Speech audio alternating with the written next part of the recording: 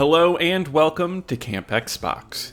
During the 6th generation of gaming, there were many small games that came and went. Some of these games have been rediscovered and considered hidden gems by content creators, while others remain buried and overlooked. Today, I want to talk about a game that I had never heard of until I found it at a local game store. Future Tactics: The Uprising. It's a budget-release tactical shooter with a lot of unique features. I recently played through it, and I want to share its history, my thoughts on the game, and its lasting impact. All footage was captured from original hardware, and I want to thank all of my YouTube channel members for their support. But let's go ahead and jump into this game's history. The world was certainly a better place without him. People lived in cities once, drove cars, made love, had kids, put down roots. Not like now, too scared to stay in one place for more than a month. In the early 2000s, Future Tactics: The Uprising was announced as Pillage. In 2002, it was described as a third-person tactical game with a fully destructible environment. It was being developed by Z2, a company founded by the Pickford brothers, who have been in the industry since the early 1980s. They've worked on numerous games including Plock, Maximum Carnage, and Equinox. In the late 90s, the brothers formed Z2 and created puzzle games such as Aqua Aqua and Wetrix. When developing Pillage, the creators aimed to put their unique twist on the tactics genre. Pillage's title was eventually changed to Future Tactics: The Uprising, possibly influenced by the game's writer Paul Rose, who is also known as Mr. Biffo, a famous video game journalist and screenwriter at the time. Unfortunately, the game faced many challenges from multiple publishers, including its original publisher, Rage Software, which could not provide financial support. In 2002, Z2 was acquired by Warthog, a company that was acquiring numerous game studios at the time. Despite becoming a part of Warthog, Z2 could still work on this project. Finally, the game did find a publisher, with Crave Entertainment publishing it in North America and Joe Wood Productions in PAL regions. During this time, the Pickford brothers faced the challenge of marketing a genuinely unique game that was not linked to any existing franchise. In that time, the game was chosen to be a budget title and released at $20, possibly trying to attract customers that way. Future Tactics was released in North America on May 7, 2004 for PS2, GameCube, Xbox, and PC, and it was available in PAL regions on October 22nd of the same year. This game, with its distinct gameplay and innovative features, piqued my interest. I recently played the Xbox version of this game, and I'd like to share my experience with you.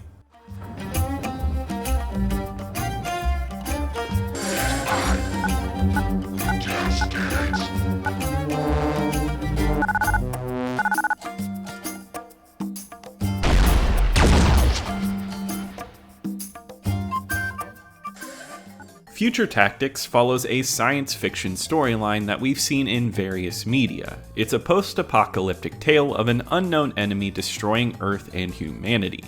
The survivors scavenge the Earth and its old technology to stay alive.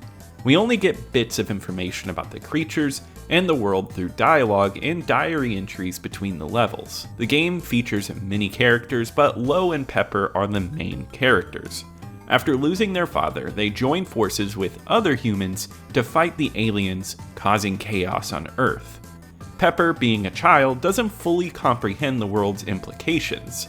I appreciate this perspective in this game, and I found her musings between levels enjoyable to read. The writing is solid overall. Each character fits into a specific archetype, but has solid moments. The main character, Lo, is cocky and quick to anger, which makes him an obviously flawed character, something I like to see in a protagonist.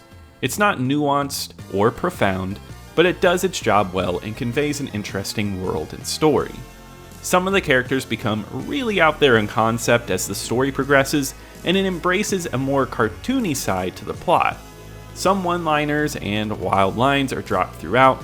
The plot helps this game out a lot, giving it a grand feeling by taking place over a considerable period of time. They got somebody with experience in screenwriting, which shows through the game. It's ultimately not the best story I've seen in this generation, because it does meander and it doesn't do anything truly noteworthy, but it's at least fun. So I'd say the plot is well done overall.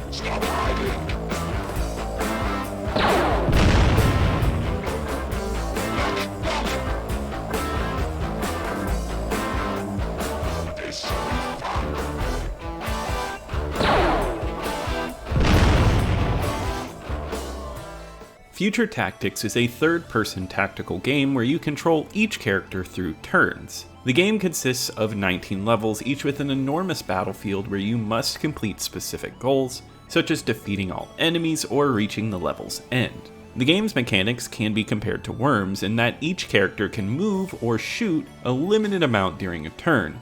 However, unlike a typical tile-based system, you can move freely within a confined area, allowing for strategic positioning and object interaction. This adds an extra degree of freedom while still imposing limitations. The game requires careful planning, as you must consider your movement and the potential consequences of attacking enemies. Future Tactics is all about planning each turn to ensure you deal enough damage while protecting yourself.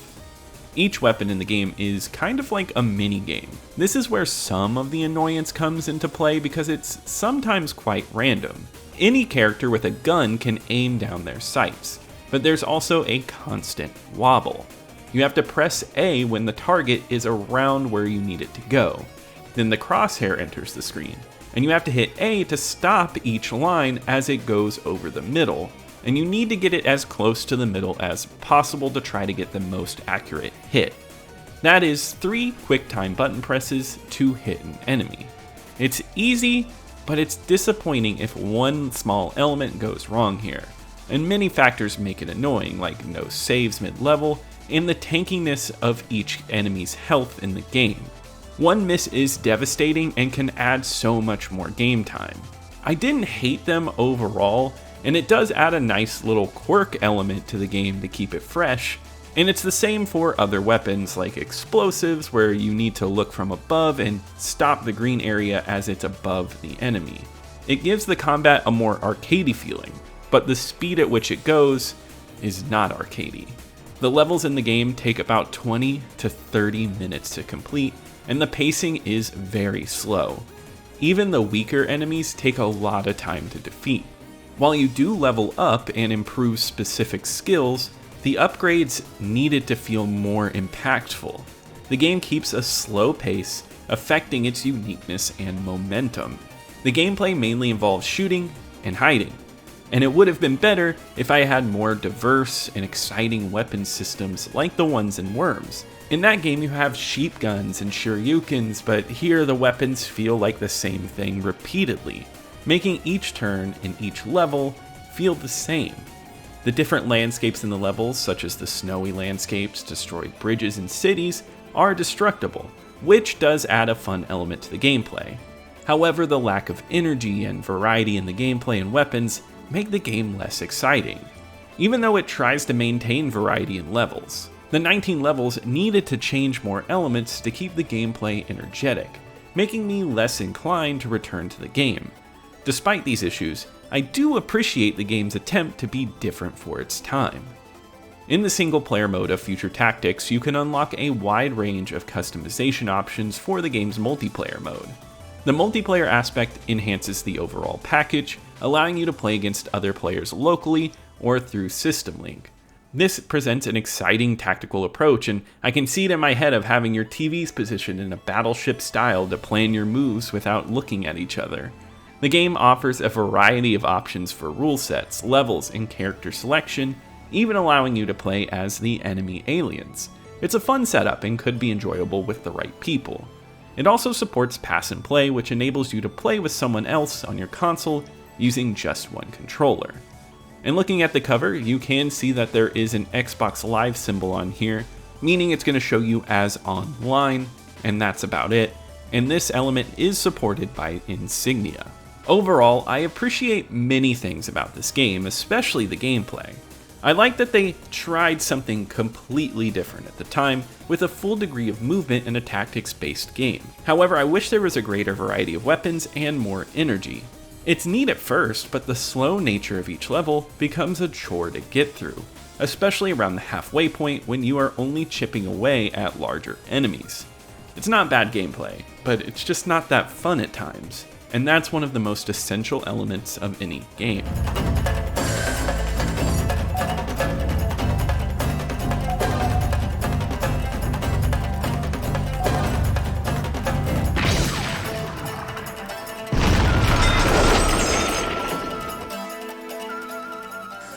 The visuals in Future Tactics are solid. I enjoy the cartoony style and it looks nice on the Xbox, supporting 480p resolution and widescreen. The character models have a nice cel-shaded look, and how their mouths move in cutscenes reminds me a lot of Mega Man Legends. This aesthetic extends to the levels, which all have a bright, colorful style. However, the game loses some of its charm in the snowy levels, but it looks excellent in villages and dark caves. There's enough visual variety here to make moving from place to place feel like a massive journey across the globe, and I appreciate that. The only graphical element I don't love is the alien design. Most of these guys look the same with different shades of purple. They're fine at first, but all of the classes start to blend together, and even the ones that do stand out as larger are just the same color scheme and don't do much of anything interesting. The enemies could have had a better variety to them, which could have honestly helped with the monotony of the experience at points. Other than that though, I always love seeing a game of this era go for a brighter, more colorful look over something dark. That was becoming the more popular choice as we moved into the late 2000s, and I like to see a game push against that. Do you have a problem, Lo? You know I do. This isn't helping us, boy. Perhaps we ought to settle it. Perhaps we should. Oh, you boys, what do you like? The music in Future Tactics is excellent. It was composed by the incredible Tim Follin, who has a long history of composing for games, especially with the Pickford brothers. He adds so much more to this game with the variety of compositions. Surprisingly, there aren't many tracks, and you will hear them repeating across the game's 19 levels, but they're so solid that it's not a problem at all. The central battle theme is a light, fluty type of song that makes placing your troops less stressful. But when it switches to aliens, the music cranks up to a metal or rock type track, and that's where you see all your decisions play out and the stress start to hit. This variety continues with a spooky jazz track on snowy levels and a delightful main menu theme. I can't say it's one of my favorite music soundtracks on the Xbox due to the limited number of songs, but these tracks will definitely be on my video game music playlist. The general sound effects are also well done too, with explosions and gun noises all sounding spot on. There's also ambient noise from each area that adds depth to the battlefield. The voice acting here is surprisingly good, with each character exemplifying their archetypes through their voice.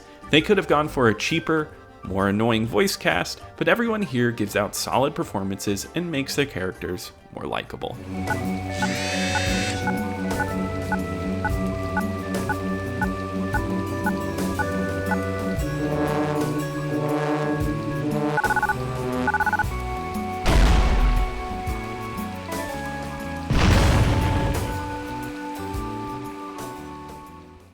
Future Tactics is a very interesting game for its time. It takes on a tactical format on consoles, but swaps out a lot of mainstays, making the weapons and movement feel more like an arcade game. Unfortunately, this contrasted too much against the slow pace of the gameplay. I think the slower pace could have been handled better with more variety, making it more enjoyable. It's a bit difficult for me to fully express my feelings about this game because it looks good and it has good music. It just is a strange case of it not being fully for me. Playing this game felt like something more for a particular person that would be absolutely obsessed with it. This game is made for someone out there, and it has this unique quality that would make someone love it. And unfortunately, it's just not all that fun to me for a good chunk of the playtime, so I can't say I necessarily enjoyed it. It's a flawed, but interesting experience. In my ranking list of original Xbox games covered on the channel, this one comes in at number 70 out of 83. I believe it's a better made game than Tao Feng, but in terms of entertainment, I think more fun could be had with Fusion Frenzy. Future Tactics received mixed reviews upon its launch. It currently holds a 61 average on Metacritic and is considered mixed to average. Outlets like IGN gave it a 6.8, noting that the game felt repetitive at a certain point. GameSpot gave it a 6.4 and said that the game was far too simplistic. In the June 2004 issue of Official Xbox Magazine, they gave the game a 5.7 out of 10, stating that the game needed to be faster and that there was nothing to do in it. These sentiments were pretty much spread across the board in the critical circle, and the game hardly has any reviews reaching a 7 out of 10 or above. It was a disappointing release, but that's not it for the franchise. During the development, the company that Z2 was under, Warthog, was bought by Tiger Telematics, which, if you remember correctly, was part of Gizmondo. Gizmondo was the failed handheld brought to the market as the future, but no one was interested in it. It was a complete bomb. Future Tactics was supposed to get a port to the Gizmondo, but with the failure of the console, this was scrapped. It also led to Gizmondo's bankruptcy and Warthog going down, and many of those people that worked there would go on to make TT Fusion and help make the Lego games. The Pickford brothers created more games under Z2 after this one, including Sticky Balls for the Gizmondo, but they would later form Z3, where they've developed several games since then. Being far removed from its release, it's unlikely that Future Tactics will spawn a franchise. It's relatively obscure, but as I mentioned in my review, it does have some dedicated fans. On Backlogged, it has an average rating of 3.2 based on 74 plays, and the reviews show a lot of love and fond memories with it. Even when I looked up the music for this game, I found so many people nostalgic in the comments, and it's heartening to see that even games with mediocre reviews and minimal attention can still find an audience. And if you were intrigued by the gameplay, it might be worth checking out for you. But for me, it felt like a great idea, just not well implemented. But that does wrap it up for today. If you enjoyed this review, please leave a like. Also subscribe to keep up with the retro Xbox content. Comment below with any memories on this game. Love it or hate it, I would love to hear from you. Also, I want to thank my YouTube channel members for their support. Thank you so much. And I'll see you here next time at Camp Xbox.